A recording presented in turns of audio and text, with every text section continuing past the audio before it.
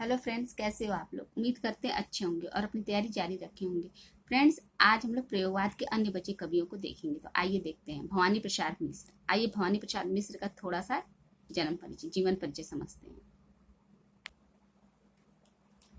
भवानी प्रसाद मिश्र का जन्म 1914 ईस्वी में हुआ था। मृत्यु 1985 ईस्वी में थी। ये बीए तक शिक्षा पाने के बाद ये पहले कल्पना में संपादक थे, फिर ऑल इंडिया रेडियो में नौकरी की और अवकाश प्राप्त करने तक संपूर्ण गांधी वाङ्मय के संपादक मंडल में रहे। ये सहज संवेदना के कवि हैं। कवि की संवेदना कहीं कहीं तो बहुत सूक्ष्म और आत्मगत है, तो जैसे कमल के फूल बाड़ी की दीनता टूटने का सुख आदि में, और कहीं बहुत प्रत्यक्ष और परिवेश संप्रेक है, जैसे सतपुड़ा के जंगल, सन्नाटा, गीत फरोश आदि कविता में। कवि की सहजता, सघन अनुभूति एवं संयत अभिव्यक्ति के क्षणों में जहाँ अत्यंत सुंदर काव्य की सृष्टि करती है, वहीं फार्मूलाबद्ध आदर्शवादिता अनुभूति के सतहीपन तथा अभिव्यक्ति के तुकांतवादी विस्तार की आस्था में सामान्य काव्य की असाधारण और स्नेह शपथ जैसी उनकी काफी कविताएं हैं जो सामान्य हैं। उनकी भाषा और अभिव्यक्ति में भी लोक जीवन का प्रभाव है। आइए परीक्षा की दृष्टि से भवानी प्रसाद मिश्र से क्या प्रश्न बन सकते हैं, इसको देखते हैं। भवानी प्रसाद मिश्र को सहजता का कवि कहा जाता है।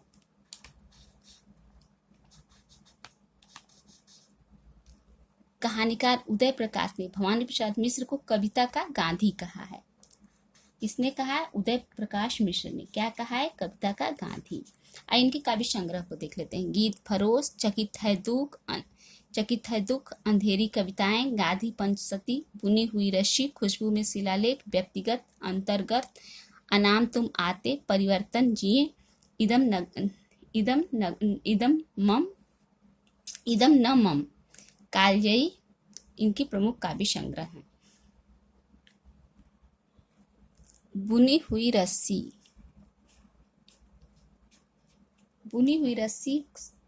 इनकी कविता पे इनको साहित्य अकादमी पुरस्कार मिला। और गीत फरोश कविता इनकी बहुत प्रसिद्ध थी, इसको आप लोग याद रखिएगा। इन्होंने छंद मुक्त एवं छंदबद्ध दोनों प्रकार की कविताएं लिखी हैं। इनकी भाषा एवं अभिव्यक्ति में लोक जीवन के प्रभाव का स्पष्ट रूप से लक्षित होता है। इनकी कुछ कविताएं हैं, इसको देख लेते हैं। कमल के फूल, सतपुड़ा के जंगल, बाड़ी की दीनता, टूटने का सुख, गीत फरोश इनकी कविताएं हैं जो ये बहुत ही प्रसिद्ध है, बहुत पेपर में पूछता है, इसको आप लोग याद रखिएगा। अन्य कवि देखते हैं। नरेश मेहता, प्रयोगवाद के अन्य कवि नरेश मेहता को देखते हैं। नरेश मेहता नए कवियों में महत्वपूर्ण हस्ताक्षर हैं। इनकी कुछ काव्य रचनाओं को देखते हैं। बन पाखी सुनो, बोलने दो चिड़ को, मेरा समर्पित एकांत, चैत्या उत्सवा, पिछले दिनों नंगे पैरों, संशय की एक रात, महाप्रस्थान, प्रवाद पर्व, शबरी, आखिरी समुद्र से तात्पर्य, प्रार्थना पुरुष, अरण्य। संशय की एक रात, महाप्रस्थान, प्रवाद पर्व, सबरी, ये इनके महाकाव्य हैं।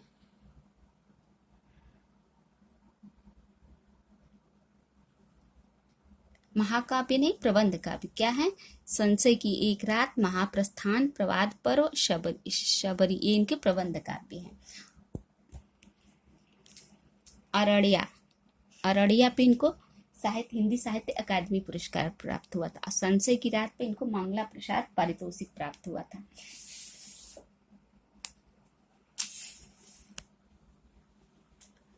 संशय की एक रात में इनको इस राम के संशय का चित्रण है। इसमें क्या एक सीता, राम को ये संशय है कि क्या एक सीता के लिए नरसंहार करना उचित है।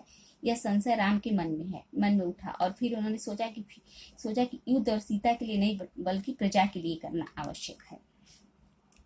प्रार्थना पुरुष नामक खंड का भी गांधी जी के जीवन चरित्र पर आधारित है। प्रार्थना पुरुष। समय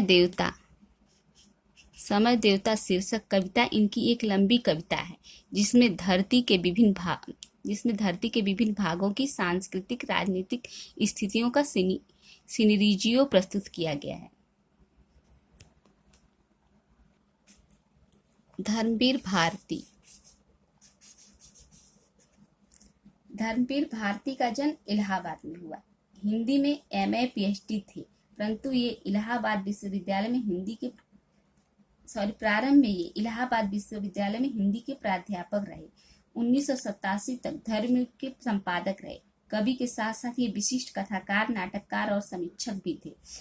भारती की काव्य उपलब्धियां वास्तव में इनकी प्रसिद्धि थी। आइए इनसे परीक्षा से क्या प्रश्न पूछ सकता है, इसको देखते हैं। धर्मवीर भारती मूलतः प्रेम के कवि थे। हैं इनकी प्रमुख काव्य रचनाएं देखते हैं। ठंडा लोहा, अंधायुग, कनुप्रिया, सातगीत वर्ष, देशांतर। कनुप्रिया। कनुप्रिया में राधा और कृष्ण के प्रेम का वर्णन है। देशांतर। देशांतर काव्य संग्रह विदेशी कविताओं का संग्रह है। इनकी एक काव्य रचना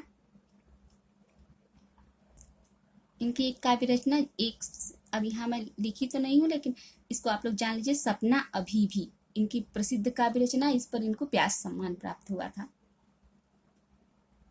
व्यक्ति स्वातंत्र इनकी कविताओं का केंद्र बिंदु है। आलोचकों ने इनके प्रारंभिक काव्य संग्रह ठंडा लोहा को कौशार्य भावुकता का काव्य कहा है। कौशार्य भावुकता का काव्य कहा है कि इसको ठंडा लोहा को।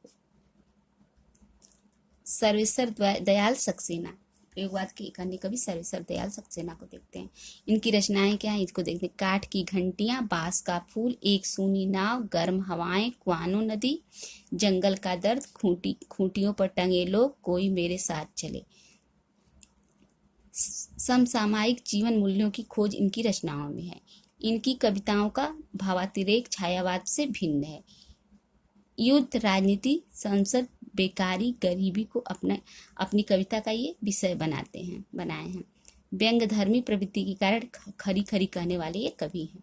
सर्वेश्वर दयाल सक्सेना।